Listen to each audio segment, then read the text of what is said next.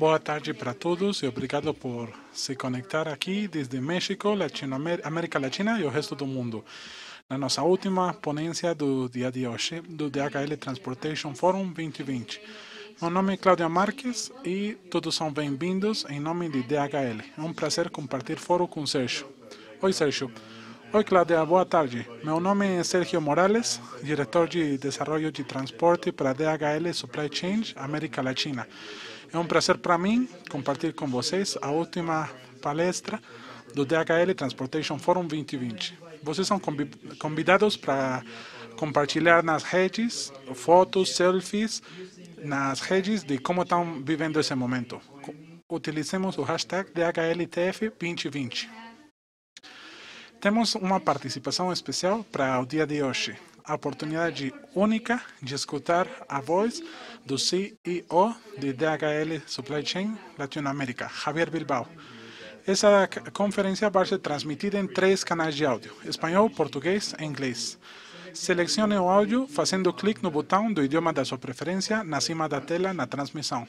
Durante a transmissão, vocês poderão fazer as perguntas que quiserem através do chat que está embaixo da tela e coloque a palavra pergunta para que nós consigamos identificar essa. Javier Bilbao é CEO de Latinoamérica em DHL Supply Chain desde 2017.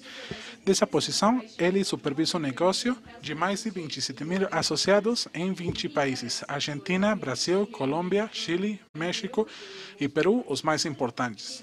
É membro do Board Global de DHL Supply Chain e é líder global de transporte para a companhia.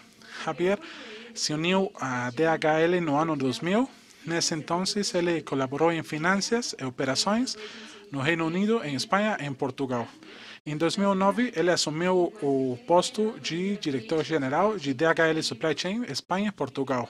Em 2014, ele foi para São Paulo, onde pegou o cargo de presidente de DHL Supply Chain em Brasil, antes de assumir a posição atual de CEO para a América Latina.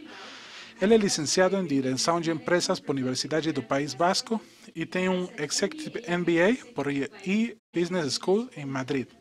Bem-vindo, Javier. É um prazer ter você aqui. Muito obrigado. De igual forma, para acompanhar o Javier nessa ocasião, está com nós Juan Carlos Aderman, vice-presidente de transporte para DHL Supply Chain América Latina. Bem-vindo, Juan. Muito obrigado, Cláudio, Sérgio. É um prazer estar aqui com vocês. Já depois de 3 dias, estamos fechando com a presença de Javier com nós. Então, Javier, é um prazer ter você aqui. São 3 dias muito intensos que temos tido, com palestras de todo tipo. Falamos de tecnologia, sustentabilidade, inovação.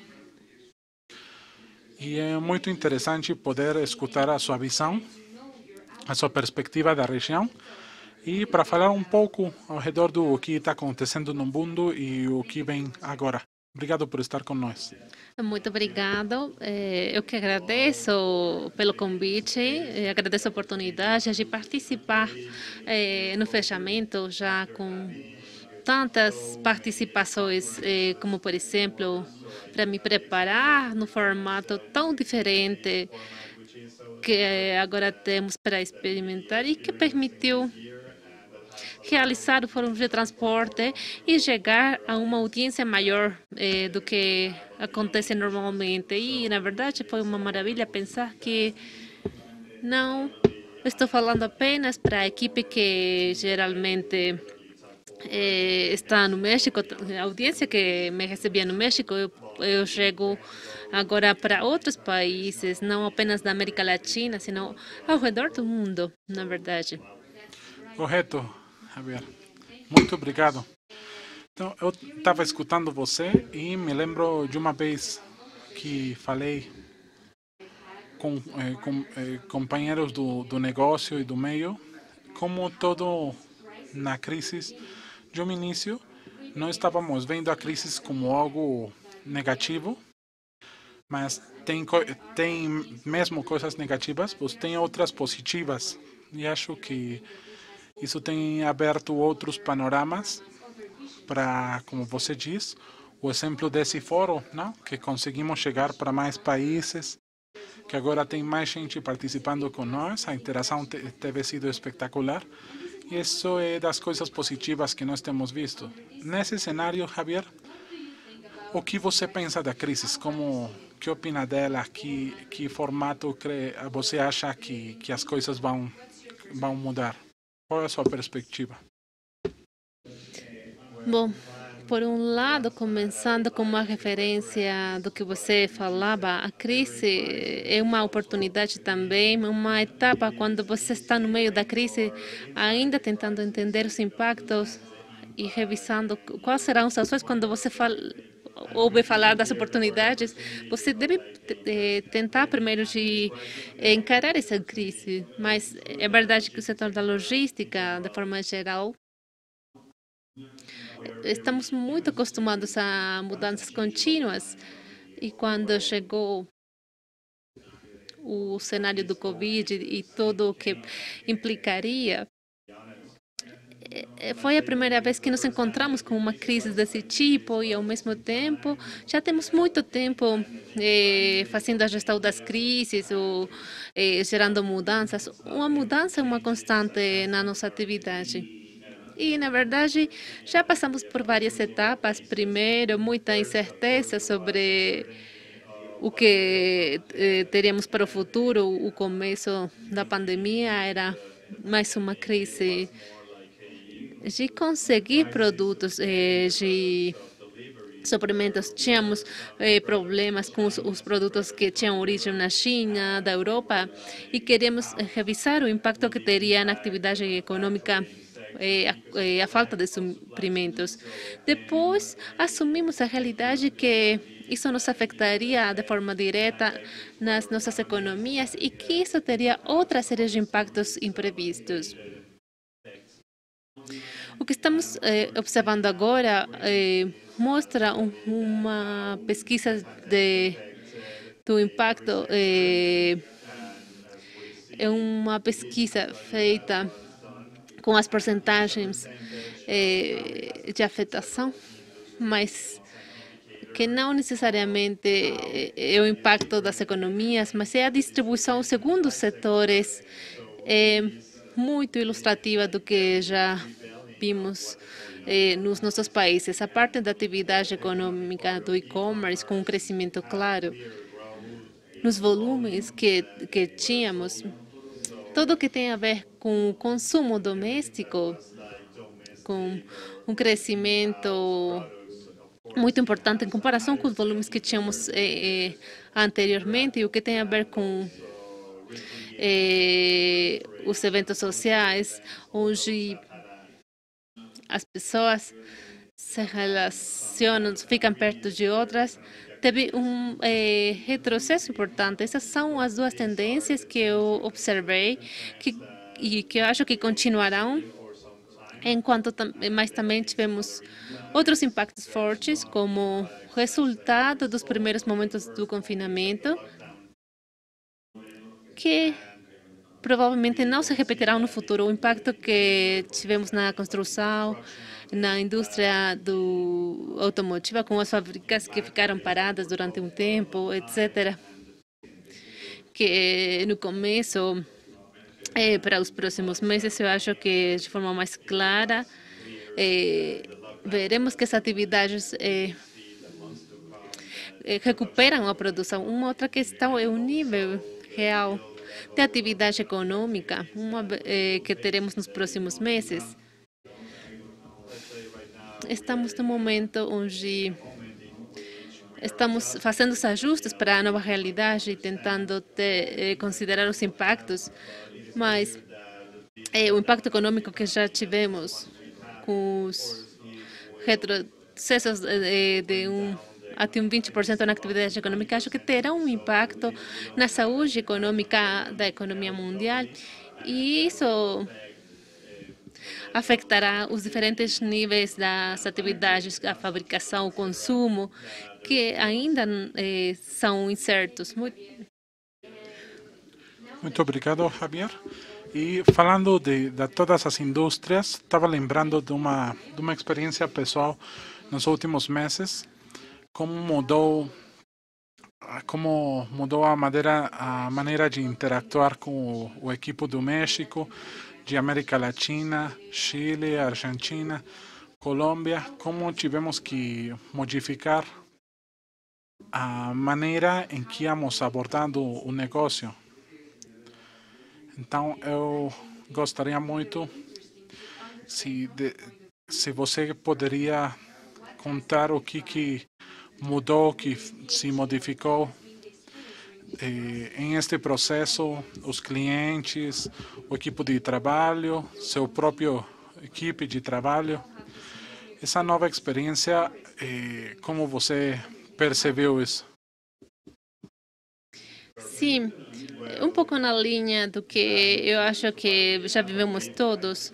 No começo, com a incerteza de não saber qual seria o impacto, tirar vantagem a presença que tínhamos em nível mundial, primeiramente na Ásia, depois na Europa, e revisar como nossos colegas tinham respondido aos desafios e tentando aprender daquilo, pegar as dicas e os processos e fazer os ajustes para adaptá-los à realidade da América Latina. Na verdade, por um lado, a sensação das nossas equipes de termos um papel importante na nova realidade. Eu acho que passamos rapidamente da sensação de incerteza a perceber que a logística, que o DHL como principal operador logístico no mundo, teríamos que garantir a movimentação da economia para que todos nas nossas casas tivéssemos acesso aos medicamentos, aos produtos. Então, começamos de forma rápida a colocar protocolos para ajudar a garantir a gestão das nossas operações de forma segura para os nossos funcionários, porque é a nossa primeira responsabilidade manter eles protegidos, saudáveis, com os protocolos corretos, e que assim conseguíssemos cumprir com o nosso papel na cadeia e completar o ciclo de forma correta. Evidentemente, ao mesmo tempo que nós estávamos com essa situação de incerteza, os nossos clientes estavam encarando a mesma situação. Por um lado, foi muito positivo ter a capacidade de alguma forma tranquilizar os nossos clientes, porque já tínhamos o conhecimento do que estava sendo implementado em outros lugares, ter agilidade para colocar os processos a funcionar, adaptar-nos às necessidades de cada um dos nossos clientes e colocar essas medidas em funcionamento. O que queremos era dar continuidade no negócio e de ter a capacidade de agir com agilidade. Uma forma que devemos revisar é a forma tão integrada para trabalhar dentro da organização. Acho que tivemos 28 protocolos para responder aos desafios que já tínhamos. E passar esses protocolos para a região, acelerar a instrumentação dos mesmos e depois implementá-los, fazer auditorias para garantir que estivéssemos realizando de forma certa esses protocolos. A colaboração interna, a colaboração com os nossos clientes, colaboração também com as autoridades que rapidamente reconheceram o papel tão importante que teria a logística nesta nova situação. E quase eu poderia dizer que a questão mais importante que tivemos nesse processo, além de entender a importância do nosso papel, é ter o reconhecimento, porque funcionar bem. Essa vez acho que tivemos um reconhecimento positivo pelas autoridades, clientes, pelos parceiros, por ter tido a capacidade de manter o movimento e alocar os produtos nas casas das pessoas, os bens de primeira necessidade. Javier, então, É muito interessante isso que você comentou de o rol da logística por causa do Covid-19. Tudo que estamos falando, como os empregados, os companheiros de trabalho são os heróis nessa situação. Como tem enfrentado isso? Qual seria a aprendizagem? Em que posição nós estamos dentro da organização e dentro da logística? O que vem para diante? Quais são os seguintes passos? A evolução, o que segue? Bem, eu acredito que as questões certas é a volatilidade que teremos. Falamos no começo como a primeira reação foi a falta de suprimentos, depois era como cuidar as operações. E agora teremos uma etapa nova. Os impactos da crise se manifestam perante uma nova normalidade e revisar como iremos nos adaptar.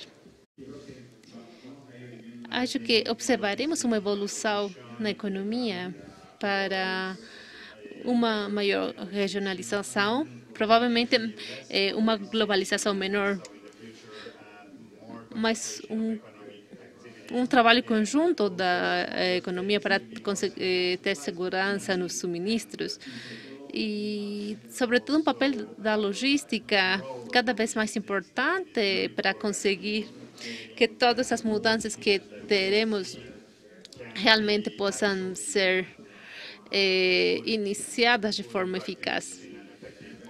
Ter redes ligadas entre si, múltiplos lugares de posicionamento do estoque, redes que permitam, em pouco espaço de tempo, redefinir os fluxos que já tínhamos previstos para adaptar isto a determinada situação. E, sobretudo, eu acho que quanto mais recursos possamos disponibilizar para compartilhar entre os diferentes jogadores do mercado, será melhor. No nosso caso, nos ajudou muito a ficar presentes em tantos setores econômicos da região. Uns tiveram aumentos muito importantes na atividade, outros tiveram quedas relevantes e conseguimos reubicar os recursos para manter, por um lado, o emprego, para reduzir a carga de custos nos volumes que tiveram mudanças e para apoiar aqueles que outros que tinham uma necessidade específica, ter a capacidade de manter o diálogo, ter a capacidade de manter a flexibilidade de adaptação constante com os desafios, acho que nos ajudará a, como sociedade, em conjunto, possamos responder adequadamente nos desafios futuros. Concretamente, acho que na logística coloca e expõe o valor que teremos e teremos oportunidade de demonstrar que somos uma parte essencial da vida das nossas sociedades. Então, acho que teremos uma aceleração das tendências que já tínhamos nos últimos anos.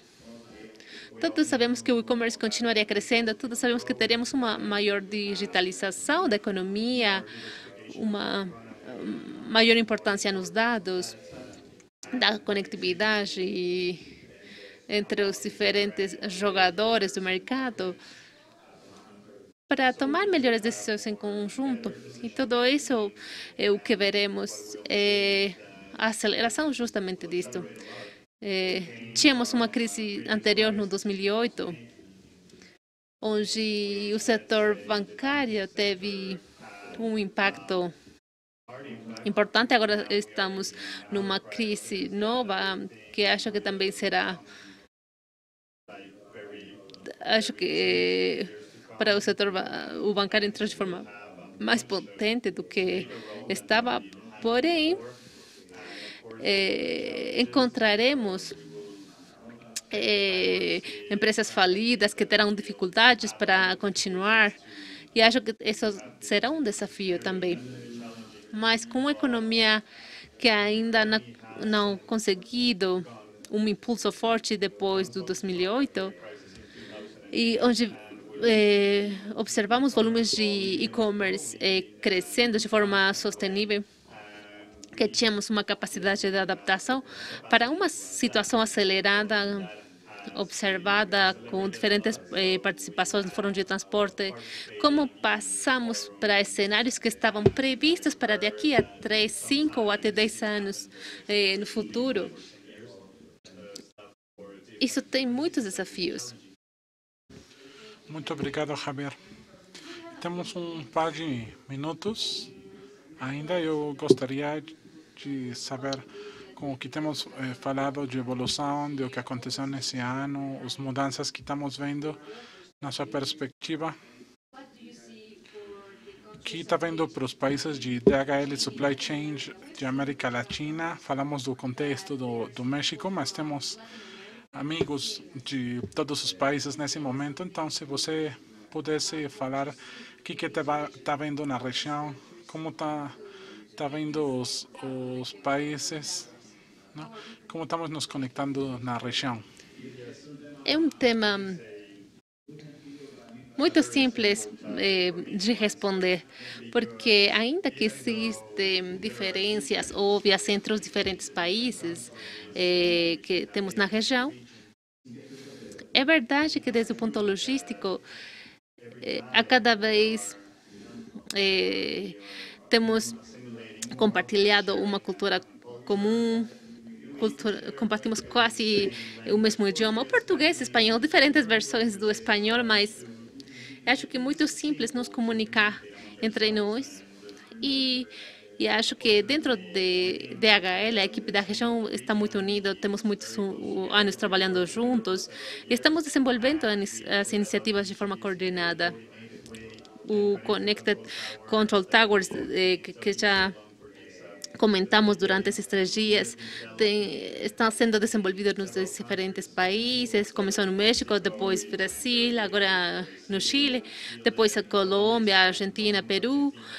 A previsão é daqui a pouco tempo. E uma das mensagens que devemos trabalhar apenas como conseguir uma padronização dentro da região para facilitar uma visão única a nossa operação para os nossos clientes, para que possamos ajudar a que qualquer desenvolvimento consiga avançar e que qualquer processo possa ser replicado em outro país e ajudar também a que não seja um acidente. Por exemplo, se no México desenvolvemos uma atividade e depois outra no Brasil e outra no Chile, enquanto observemos que os desenvolvimentos podem ser replicados, poderemos fazer o exercício de réplica na região. Isso sobre as formas de trabalho. Mas também já observamos, felizmente, na região, que o nível de crescimento das atividades que tínhamos nos últimos anos, conseguimos manter os níveis de crescimento e justamente com a mesma tendência, com o crescimento das pessoas, observamos uma mudança das atividades de uns setores para outros nesse sentido. E-commerce é muito mais demandante sobre as necessidades de transporte e necessidades de pessoal para preparar os pedidos. Com isto, desde esse ponto de vista, o cenário é positivo para nós. É um cenário de continuar criando empregos e um ambiente onde não fica muito claro que se conseguiremos manter esse emprego em todas as áreas da nossa região, a logística conseguirá manter esses empregos e provavelmente aumentarão. Muito obrigado, Javier. Muito obrigado. Último tema para falar. Não quero sair daqui sem você falar um pouco de sustentabilidade. Sabemos que é um dos valores e temas mais importantes na atualidade. Então, você poderia falar um pouco a sua visão da sustentabilidade como bem? Sim, na parte da sustentabilidade, acho que todos temos uma tendência imediata para trabalhar com veículos elétricos, devemos trabalhar com unidades com gás, etc. Vamos colocar placas fotovoltaicas, enfim, uma série de medidas que são simples de explicar, de entender por todos. Na realidade, por um lado, é verdade que é assim, mas por outro lado, na nossa região, ainda economicamente, muitas dessas atividades não são possíveis porque muitas vezes não temos infraestrutura ou bem porque diretamente não existem veículos suficientes elétricos como para colocá-los nas estradas. Mas existem outras vias para poder avançar nesse sentido. Muitas das ferramentas que foram apresentadas nas palestras anteriores estavam focadas na eficiência para evitar quilometragem vazia, para consolidar cargas nos veículos de forma que a entrega possa ser feita completa e não fazer diferentes paradas no mesmo local para entregar diferentes pedidos. E ferramentas como já revisamos, que tem, por exemplo, o trailer, aquela célula solar que é colocada nos veículos, utilizado nos nossos veículos para reduzir o consumo elétrico e que precisa, normalmente precisa de de combustível para gerar uma eletricidade. Então,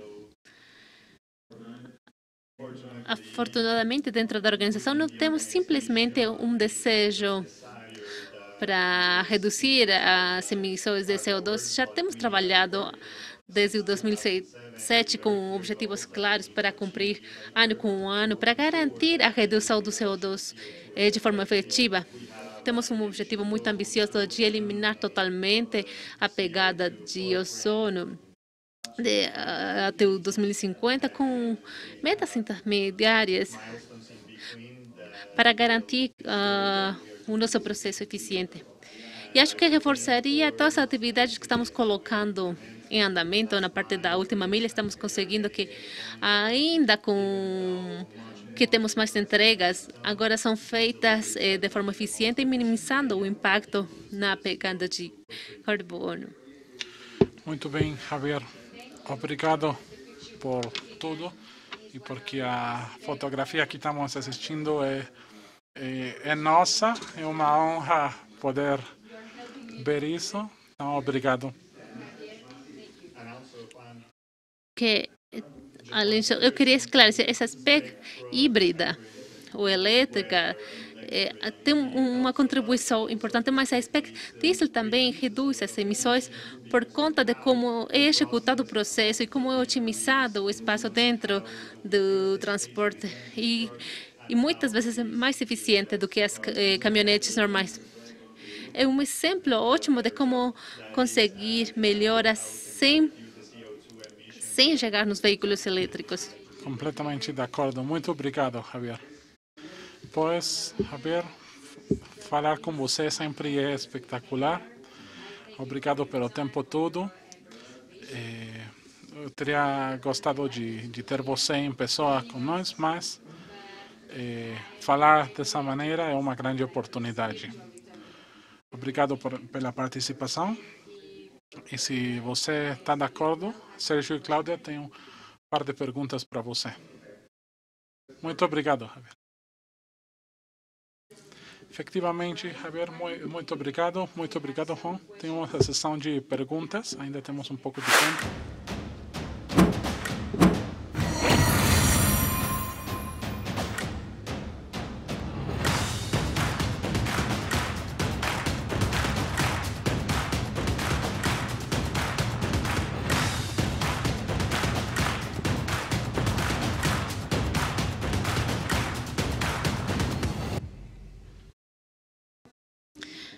Pois, Javier, muito interessante a sessão. Temos muito pouco tempo, mais que uma pergunta, uma solicitude para você.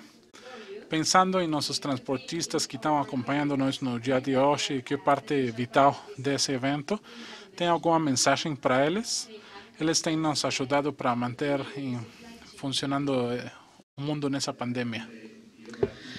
É mais que uma solicitação, eu tenho um agradecimento por ter mantido os nossos suprimentos, por ter continuado ativo, sobretudo naqueles momentos com mais incerteza, onde todo mundo tínhamos muito medo sobre o que significava o Covid.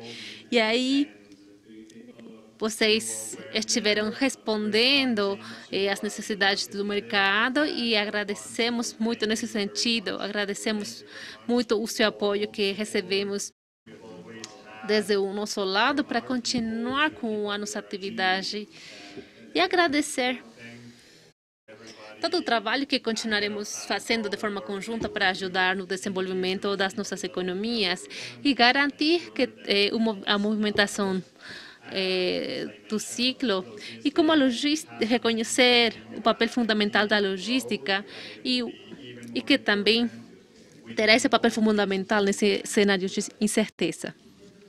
Pois o tempo acabou, mas muito obrigado, Javier e Juan. Depois desse painel, nós estamos prontos para os retos da vida e para estar na vida diária das pessoas. Agora esperamos que todos estejam listos para a clausura do DHL Transportation Forum 2020, edição virtual.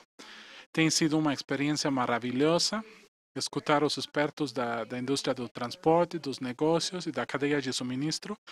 Temas muito importantes como a pandemia, sustentabilidade, segurança, etc. Então, gostaríamos de compartilhar um pouco dos dados mais revelantes do evento. Mais de 8.600 pessoas foram conectadas, quase o equivalente ao Auditório Nacional na Cidade do México. Obrigado por estar com nós. Bom, com isso, vamos finalizar o ciclo de conferências e dar passo à premiação do DHL Transportation Forum 2020. Para Sérgio e para mim, foi um prazer estar aqui com vocês. Um prazer, sem dúvida. Nas 5 p.m. a hora do México, estão invitados para presenciar os DHL On The Road Awards para os nossos sócios transportistas. Muito obrigado, é um prazer estar com vocês.